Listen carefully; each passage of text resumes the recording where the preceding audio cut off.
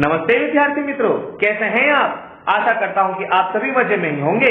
विद्यार्थी मित्रों, आज के इस वीडियो में हम कक्षा 6 के विज्ञान विषय के 9वें अध्याय सजीव विशेषताएं एवं आवास के विषय में और अधिक जानकारी प्राप्त करेंगे। तो आइए बिना किसी देरी के शुरू करते हैं। विद्यार्थी मित्रों, पिछले वीडियो में हमने देखा था कि विविध प्रकार के जो जीव हैं वे अपने आसपास के माहौल में जीवित रहने के लिए अपने शरीर में निश्चित प्रकार के परिवर्तन लेकर के आते हैं, जिसके कारण वे अपने निश्चित प्रकार के माहौल में जीवित रह सकते हैं, जिसे हम अनुकूलन के नाम से जानते हैं। फिर हमने ये भी देखा था कि किसी निश्चित प्रकार के प्रदेश में पाए जाने वाले जो जीव हैं उनमें भी विविधता देखने को मिलती है, उनमें भी अलग अलग प्रकार के अनुकूलन पाए जाते हैं, ताकि वे अपने आसपास के माहौल में जो परिवर्तन हो रहे हैं उसके प्रति अपने आप को जीवित रख सकें। विद्यार्थी मित्रों, यदि हम हमारे घर के आसपास के माहौल में नजर दौड़ाएं तो हमें बहुत सारे पदार्थ देखने को मिलते हैं, जैसे कि पेड़, कोई मकान, टेबल, कार, कोई जानवर या मनुष्य। यदि हम इनमें पाए जाने वाले लक्षणों की समानता के आधार पर दो वर्गों में बांटे तो हम उनमें किन किन पदार्थों को रख सकते हैं, आइए देखते हैं। यदि पहले विभाग में हम पेड़ को रखते हैं तो दूसरे विभाग में हम मकान को रखेंगे। टेबल भी दूसरे विभाग में आएगा क्योंकि इनमें कुछ समानता होगी। कार भी विभाग 2 में आएगी। जो जानवर है वह विभाग 1 में आएगा और जो मनुष्य है वह भी विभाग 1 में आएगा। विद्यार्थी मित्रों, इस वर्गीकरण के आधार पर हम इतना कह सकते हैं कि हमने यह वर्गीकरण जीव और निर्जीव के आधार पर किया। जानते हैं कि जो विभाग 1 में पदार्थों को हमने रखा है वे सभी सजीव हैं, जबकि विभाग 2 में जो भी पदार्थ हैं सभी के सभी निर्जीव हैं। तो क्या विद्यार्थी मित्रों, हम मात्र भौतिक स्वरूप देख करके ही कह सकते हैं कि कोई पदार्थ सजीव है या निर्जीव है? विद्यार्थी मित्रों, इसके लिए हम बहुत सारे लक्षणों को समझते हैं। हम जानते हैं कि मुर्गी के अंडे में से जब मुर्गी बाहर निकलती है तो क्रमशः वो वृद्धि करती है और मुर्गे में या मुर्गी में रूपांतरित होती है। तो उसी प्रकार बादल भी तो अपना आकार बदलते हैं, वे भी तो बड़े होते हैं। क्या वे सजीव कहे जा सकते हैं? यदि हम बात करें कि जो जीव हैं वे भोजन ग्रहण करते हैं ताकि वे ऊर्जा प्राप्त कर सकें, तो हम भी तो अपने वाहन को चलाने के लिए उसमें पेट्रोल और डीजल जैसे पदार्थों का उपयोग करते हैं ताकि उसमें ऊर्जा प्राप्त हो और हमारा वाहन चल सके। तो क्या हमारा वाहन सजीव कहा जा सकता है? विद्यार्थी मित्रों, घोड़े दौड़ते हैं या विविध प्रकार के जीव गति करते हैं, तो हमारे वाहन भी तो दौड़ते हैं और गति करते हैं। तो क्या हमारे वाहन सजीव कहे जा सकते हैं? आपके मन में भी इस प्रकार के बहुत सारे प्रश्न उत्पन्न हो रहे होंगे। तो आइए आपके इन प्रश्नों का निवारण करने के लिए हम कुछ लक्षणों की चर्चा करते हैं जो कि सजीवों और निर्जीवों को अलग करने में हमारी मदद करते हैं। चलिए सबसे पहले हम चर्चा करते हैं कि क्या सभी सजीवों को भोजन की आवश्यकता होती है। विद्यार्थी मित्रों, आप जानते हैं जो जीव हैं वे अपने शरीर की आवश्यकताओं को पूरा करने के लिए भोजन ग्रहण करती है। भोजन का पाचन होकर के उसमें से पोषक पदार्थ प्राप्त होते हैं, जिनका दहन होकर के श्वसन की प्रक्रिया द्वारा हमें ऊर्जा प्राप्त होती है। इस प्रकार सभी जीव ऊर्जा की आवश्यकता को पूरा करने के लिए भोजन तो ग्रहण करते ही हैं। जैसे कि बिल्ली दूध पीती है या जो कुत्ता है हम उसे भोजन खिलाते हैं, और हम भी तो भोजन के रूप में थाली भर के भोजन ग्रहण करते हैं ताकि हम हमारी बहुत सारी आवश्यकताओं को पूरा कर सकें। तो मन में कई बार प्रश्न भी उठता होगा, क्या वनस्पतियां भी भोजन ग्रहण करती हैं? यह मन में प्रश्न उठना स्वाभाविक है। विद्यार्थी मित्रों, वनस्पतियां भी ऊर्जा की आवश्यकता को पूरा करने के लिए भोजन ग्रहण करती हैं। वह सूर्य प्रकाश की उपस्थिति में वातावरण में रही हुई कार्बन डाइऑक्साइड गैस का उपयोग करके अपना भोजन तैयार करती है और वातावरण में ऑक्सीजन गैस को मुक्त भी करती है। यह प्रक्रिया प्रकाश संश्लेषण के नाम से जानी जाती है, जिसके विषय में आप जानते ही हैं। इस प्रकार जो जीव है विद्यार्थी मित्रों वह भोजन ग्रहण करते हैं। आइए अब दूसरे लक्षण की चर्चा करते हैं। क्या सभी जीवों में वृद्धि परिलक्षित होती है, यानी क्या सभी जीव वृद्धि करते हैं? विद्यार्थी मित्रों, आप जानते हैं कि जब बच्चे का जन्म होता है तब धीरे धीरे उसका शरीर बढ़ता है।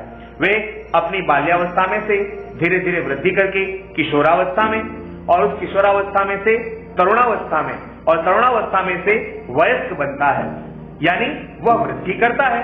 उसी प्रकार जो किसी अन्य जीव की बात करें, जैसे कि किसी मुर्गी के अंडे में से निकलने वाला बच्चा, यह बच्चा भी क्रमशः वृद्धि करता है और धीरे धीरे बड़ा होकर के वयस्क जीव में रूपांतरित हो जाता है।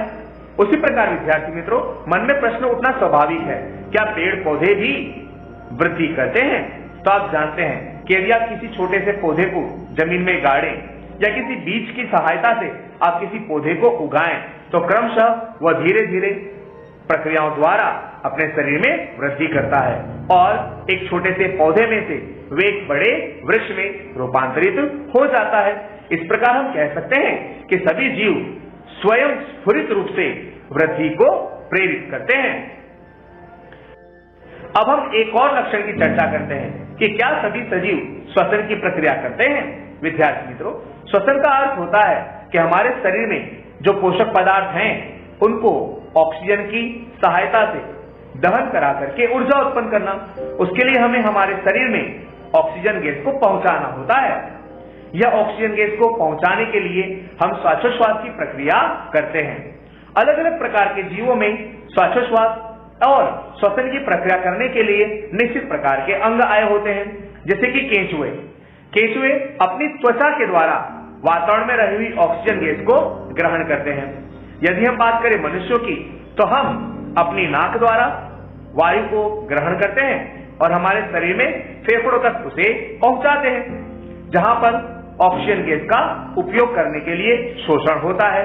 उसी प्रकार विद्यार्थी मित्रों, यदि हम बात करें किसी मछली की, तो मछली के भी शरीर में गिल्स या तो क्लोम पाए जाते हैं और वे इन क्लोम की सहायता से जल में रही हुई जो ऑक्सीजन गैस है उसका उपयोग कर पाती है।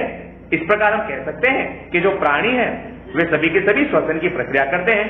उसी प्रकार विद्यार्थी मित्रों, जो वनस्पतियां हैं वे भी श्वसन की प्रक्रिया करती हैं।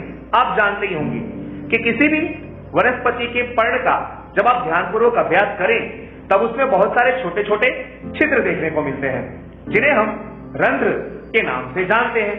यह रंध्र वातावरण में रही हुई जो ऑक्सीजन गैस है उसका शोषण करते हैं और उत्पन्न होने वाली कार्बन डाइऑक्साइड गैस को वापस वातावरण में मुक्त कर देते हैं।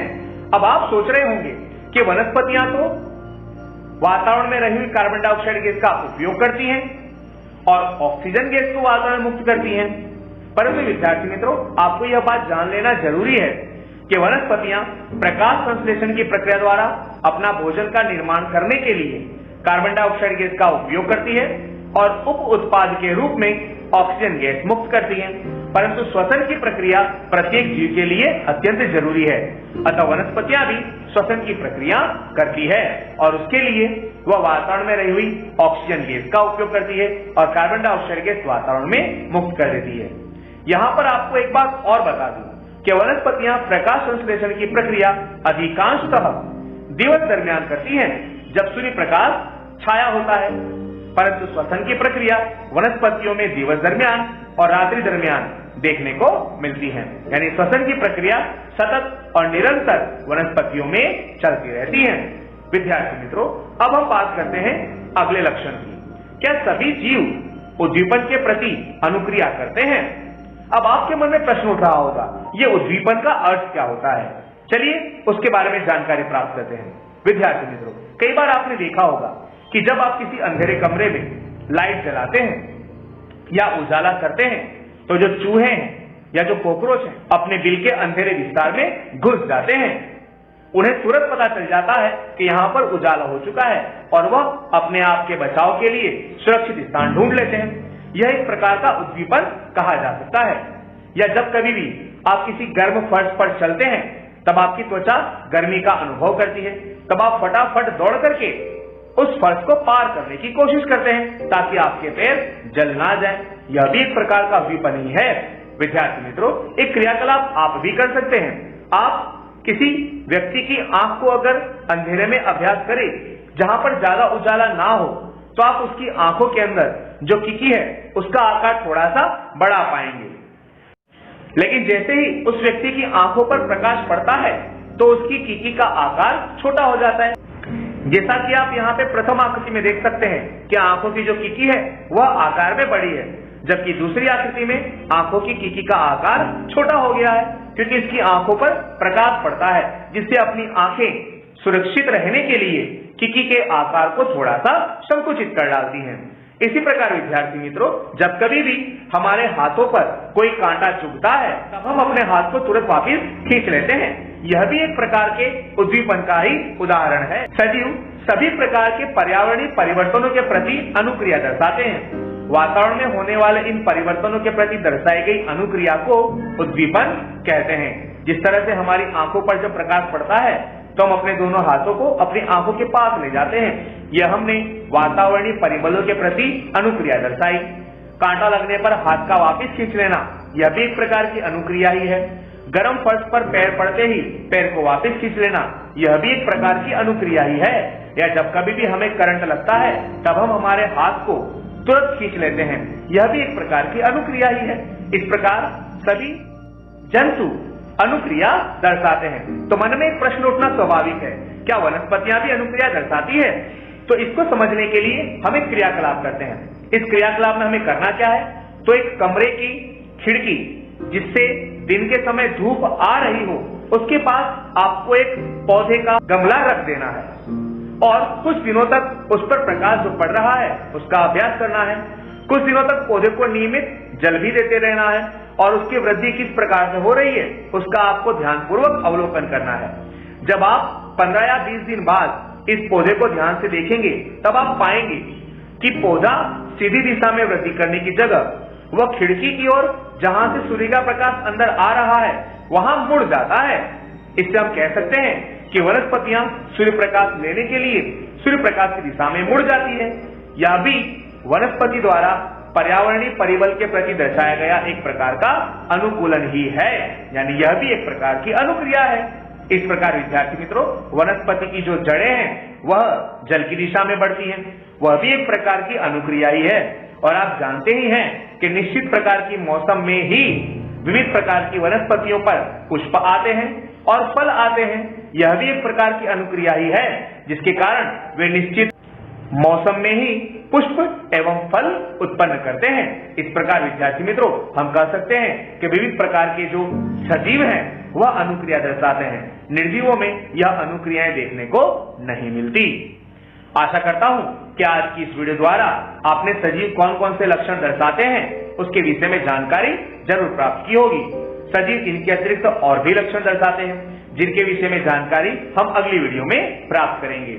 विद्यार्थी मित्रों, हमारे चैनल को सब्सक्राइब करें ताकि जब भी हम नया वीडियो अपलोड करें आपको उसका नोटिफिकेशन मिल जाए और आप उसे देख करके ज्ञान प्राप्त कर सकें। हमारे इस वीडियो को अपने अन्य मित्रों को भी जरूर शेयर करें ताकि वह भी इसे देख करके ज्ञान प्राप्त कर सकें। वीडियो को लाइक करना ना भूलें।